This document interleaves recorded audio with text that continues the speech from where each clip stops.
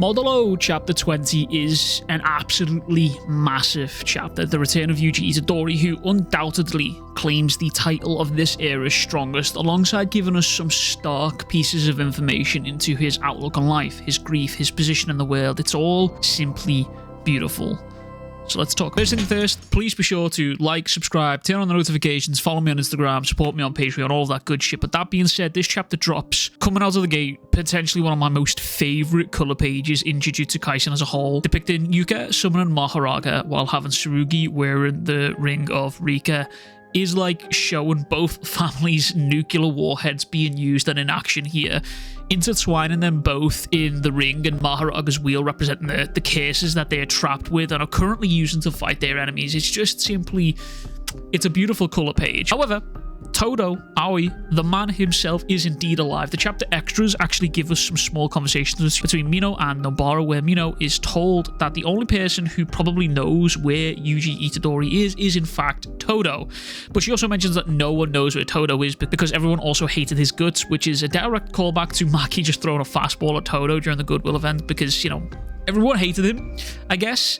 But moving further into the chapter, this absolute goober drops down on Yuji, attacking him with an axe. And the first thing that he notes here is that Yuji isn't even actually touching the blade of the axe. We've actually seen something like this before, way back when in the Shinjuku Showdown, where Sukuna caught Yuta's blade. By the way, go check out my Shinjuku video. It's just crossed 100,000 views. It covers every single detail that you missed in the current arc. It's like almost 3 hours long. It's a feature film. It's one of my Horcruxes. It's got a piece of my soul in there. But this goober here isn't even sure whether Yuji is or isn't Kalian. Now, this is something that I've pointed out in multiple videos alongside many others who have also pointed this out. How will the Sumerians react to Yuji's presence, given that it's something that they have never seen before? Also, given how they worship Kalians as gods, how will they view Yuji going into this? Now, Mino here notes how Yuji's control over cursed energy is so precise that he didn't even detect any cursed energy from Yuji until it appeared in his fist.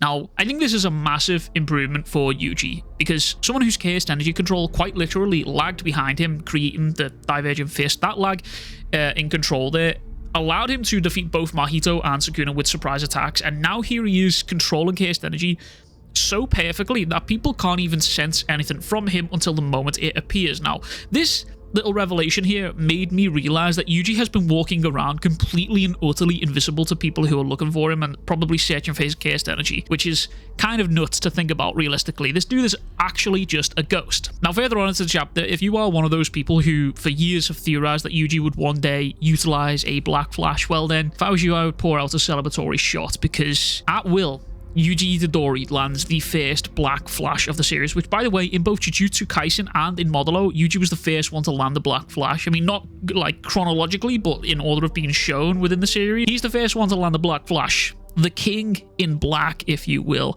Now, an important detail to note here is that Yuji is still holding on to the axe, and if you look very closely, you will see the exact same sparks and effects that happened when he caught the axe initially, meaning Yuji just rocked off a black flash while having a curse technique still activated. Now, I could be wrong, but the only other person in the series shown to do something like this was Gojo Satoru. Gojo and his punches were consistently infused with blue, bringing his target to him as he connected with them, meaning he did the same thing here as he landed this black flash on Sukuna. He had a blue infused punch and then landed a black flash on Sukuna. Now, Yuji's cursed energy control has improved so much over the years that he's not even really trying here. He's not even fighting any real threats here at the moment, so imagine what he would look like had he been pushed in a real fight. Imagine the lengths and the growth that Yuji has got onto right here. After this attack has landed, Yuji turns his attention to Mino once again and uses a blood meteorite. He actually injures Mino, who is instantly hit with the poisonous side effect of blood manipulation. Now there are multiple callbacks within this simple panel that reference past events, but they also show how far Yuji has come. One, the blood meteorite is the same attack that Choso landed on him back in Shibuya. It's an attack that condenses the blood in the fist to its very limit before firing it off. Two, Naoya back in the Culling Games was hit with Choso's poison, but the effects weren't instant in the way that Yuji's were right now, because Yuji's attack causes an instant backlash on Mino here. And Yuji tells Mino that everyone hit inside the building will be feeling rough for a couple of days and they'll all be fine eventually, except all for one person. this girl. She is the only person seemingly unaffected by Yuji's attack here, which begs the question, who is she? Is she a relative of Yuji's? I just had a thought post-edit Weeb right here as I said this, and I said, who is she? The thought popped in my head that blood doesn't affect parents. Did I just cook or no? The daughter, granddaughter maybe? Let me know in the comments below what you think about that here. I mean, there is the bonus extras in the finales of Jujutsu Kaisen where he seems to sort of get with Ozawa, so there is a potential here that he might have, you know, maybe had some kids, who fucking knows, but there's the possibility. But we're moving further into the chapter, possibly one of the more interesting, less power-related moments within the chapters here that shows the changes in Yuji. I mentioned in the last video how Yuji attacked both humans and aliens indiscriminately, and this chapter furthers that fact with him telling Mino that it wouldn't be fair if he only knocked out the aliens. And Yuji says this triggers Mino, with him bursting out. Why show up now? Why? After all this time, why? Due to his absence, Yuka was, I don't care. 3 simple words from Yuji Itadori here. 3 simple, yet possibly the most powerful and impactful thing that he has said in regards to his character ever since I Am You. I mentioned this in the previous video, but how did Yuji go from a boy with such overwhelming compassion and empathy that he was able to forgive Sukuna, the man who had put him through the worst traumatic cycle I think I've ever seen so far within this series, and even offered to help him live a different life? How did he go from that to this, to him being uncaring about the events that are unfolding in front of him, to him being uncaring about his own namesake? I think this moment right here of Yuji sort of forsaking his own name and not caring about being Yuji Itadori anymore, it reminded me a lot of Sukuna, because Sukuna's true name was never really revealed. Sukuna was only ever a title, and it makes me wonder that if at one point Sukuna did the exact same as what Yuji is doing right now, and he left his name behind due to the strength, or he stopped caring about being who he was at that point, and instead others began giving him names instead. While I typed out this script, a thought occurred to me for a while now that I've gone on about how Jujutsu Kaisen is a cycle. It's constantly repeating itself. Events always come back around to sort of wink and nod and nudge each other all the time. What if Gege was trying to tell us the story of Sukuna through the cycle of Yuji Itadori? Imagine this story ends with the Sumerians naming Yuji as a Kalian god that they fear and respect, and bestowing him the title of Sukuna Ryuman, not knowing the meaning that has on Earth. I think it's hard to envision Yuji as he is now for me personally. We've missed so much of his story that's led him to this point, and I think it's fascinating to see how Gege is handling a character like Yuji, who was so filled with empathy and compassion, how he's going to deal with the cold march of time. Yuji tells Mino that he will handle the cases that are overflowing, and to make sure that no one interferes with Tsurugi and Dobora's duel, before correcting himself to include, you know, those 4, Yuka and Maru. Now, as he's leaving here, Mino tells Yuji that he will never forget him, nor will he forgive him. And Yuji laughs that off and says perhaps that will reduce his loneliness. Now, he says, that's the right choice, isn't it, Sensei? Now, this line right here struck me through the heart like a bullet. The last time we saw Yuji after Gojo's death, Yuji was somewhat hopeful for the future to carry on Gojo's mission. More than likely, at that point, hearing Gojo's words, he probably heard those words, but never truly understood them.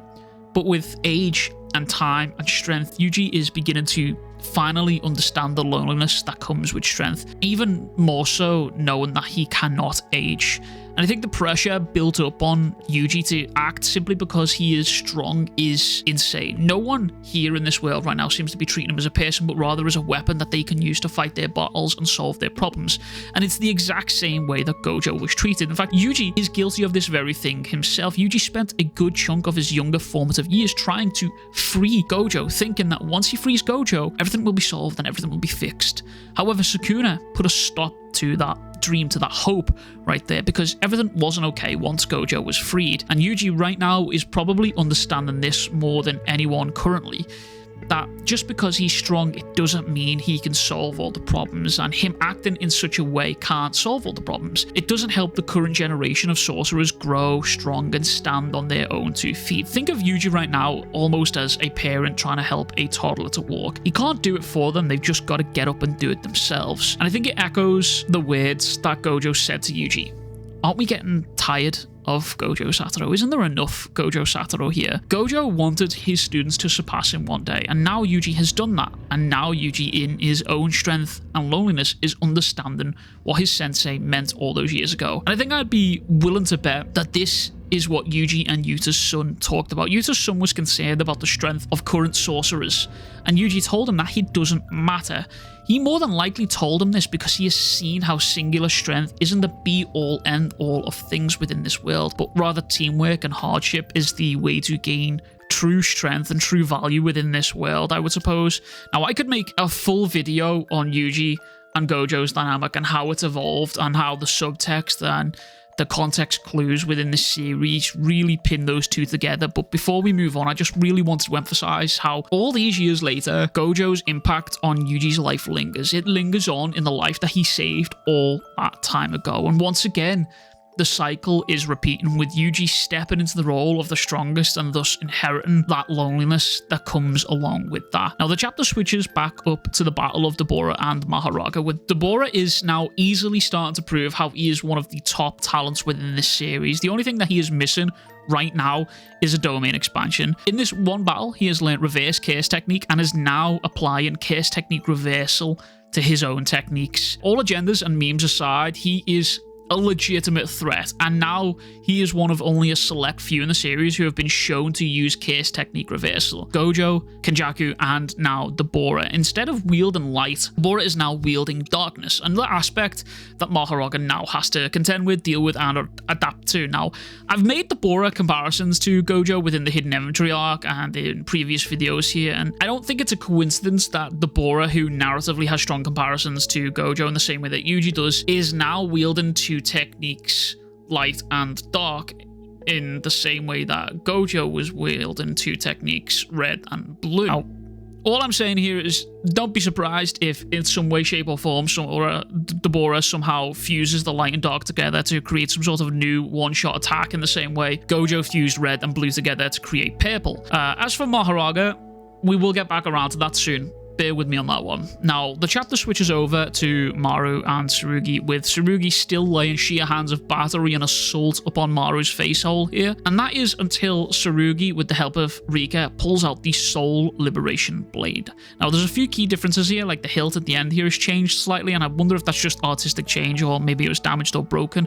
I'm not sure, but anyway, it's not really relevant. But now Maru notes that he pulled this thing from the shadows, but that could easily be confused for how Rika stores weaponry anyway. I mean, obviously, Maru doesn't know anything about Rika, but we, the audience, do. Now, think back to the Culling games. Rika does actually pull out weapons from herself that look like shadows. Now, the alternative here is that Rika copied the 10 shadows and over the years is using it to store weapons, similar to how Megami did it back in the original series. Now, there is also something else interesting that's happening here, because as Tsurugi winds up this attack, Maru isn't sure where he's aiming for, and then he notices a large amount of Chaos Spirits heading for them, pleading with them to stay back. Now, this scene cuts back then to Yuji, who is stood atop the roof of a building, and with a singular dismantle as well alongside Tsurugi slicing, the pair completely eviscerate all the cursed spirits within both areas. Now, you can see an aerial view and the scale of how many cursed spirits just got wiped out, and they're quite far apart here, but it is worth mentioning that this, explosion, if you would like, isn't the result of destruction from buildings, but rather, I would say it's the result of the explosion of cursed spirits bursting into smoke. Remember, during Shoso's fight with Kenjaku, he used smoke screens